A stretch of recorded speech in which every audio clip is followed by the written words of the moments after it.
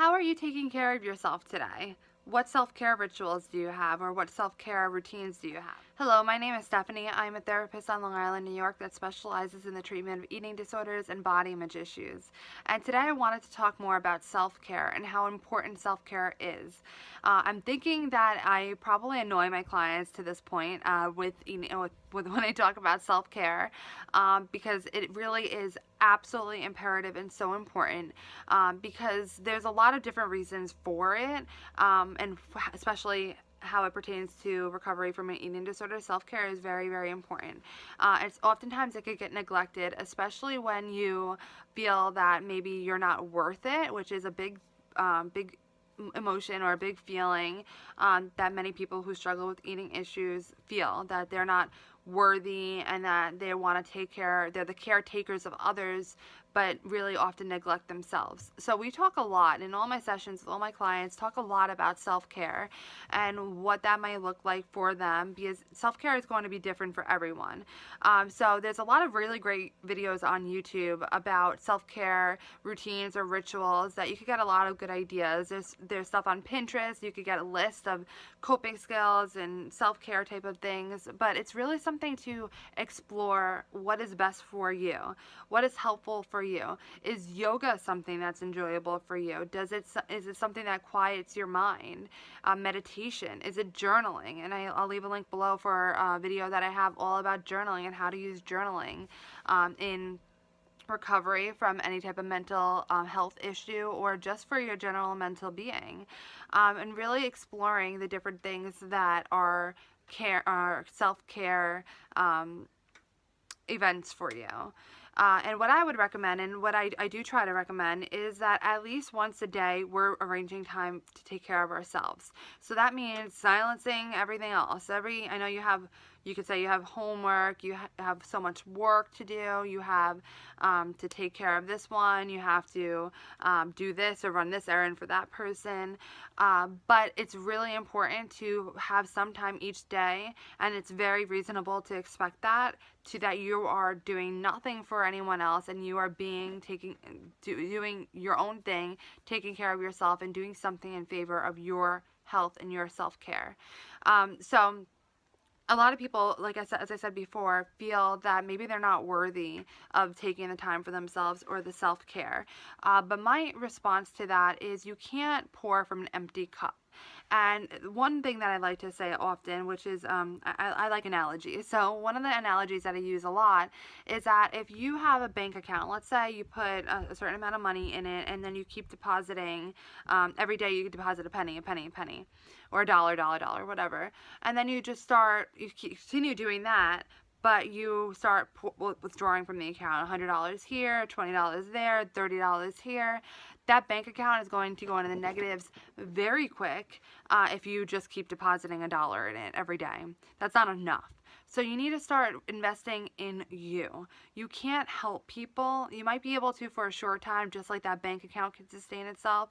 You may be able to help people and do all your work and do all of those things, but that's going to end very quickly, and it's not going to be very pretty when it does end.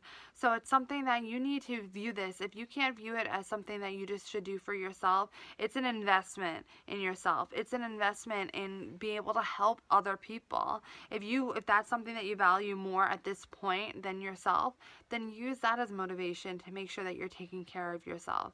And it's just so many benefits too, and separate of everything I could probably list. Think about it in terms of productivity. And again, the reason why I say that is because a lot of my clients talk about wanting to be as productive as possible and wanting to, fill up their time and make sure they're getting as much done as possible. And if you've ever noticed that, if you cram for an exam and stay up all night, the next day you're probably not performing at your best when you're taking that exam. Rather, you're probably tired and just groggy and not really having the mental focus that's required for that exam. And it's the same thing with self-care. If you're investing in yourself and resting and giving your mind and body a break from all the daily things that it has to do, then you're going to be benefiting with productivity. You're going to be benefiting from being able to be more mentally sharp for the projects that you have to do, and all that type of stuff. So if that's something that pushes you to be a motivating factor to do your self self-care. If right now you feel that you're not enough, and of course that's something that should be addressed in therapy, if you don't feel worthy enough for self-care in and of yourself, then use one of those factors to make sure that you're getting the self-care in that you need to. Set aside at least 15 minutes a day, more if you can, up to, like, well, there's no cap on it, so more if you can. But even if you can have, maybe crunch a little bit more into the days, or you just have to put things aside and be like, you can only do your best. You're one person, and just doing what you can with the time that you have. If you really can, on the weekends, or one day a week, or at least a part of a day of a week, and just really dedicate it to yourself, whatever it might be that you're doing, just lounging around, journaling, meditating, yoga, painting, coloring, writing, whatever pleases you, or just laying on the couch in your pajamas watching Netflix, which is also totally good sometimes, to just silence your mind, just do something that's mindless and just enjoyable and just rest-worthy, or resting. So without further ado, I really hope that you found this video a little bit helpful when it comes to self-care, and I want to talk more about self-care in a lot of videos, more in depth about the benefits of it, more about ideas for self-care, and specifically how it pertains to eating disorders and those types of disorders. So if you have any questions about self-care, let me know. But I want to know today if you can leave a comment below about what are you doing today in favor of self-care, and put that in the comments below. And I think that maybe we could get ideas from each other about things that might be helpful for us, to include in our own self-care routines. If you like this video, please give it a thumbs up if you like these types of videos, if you're interested in them, or if they really are helpful for you. I talk more about eating disorders, eating issues, body image issues, general mental health, as well as therapeutic tools for all of those issues, and general well-being, general mental well-being and physical well-being. So subscribe to my channel. I would really appreciate that. I have a blog, and I will leave a link to it down below, so that if you're interested in learning more, you can also go to that and check it out. There's some good information on there. And I hope that you have a great rest of your day. Thank you so much for watching, and I hope to see you in my next video. Bye.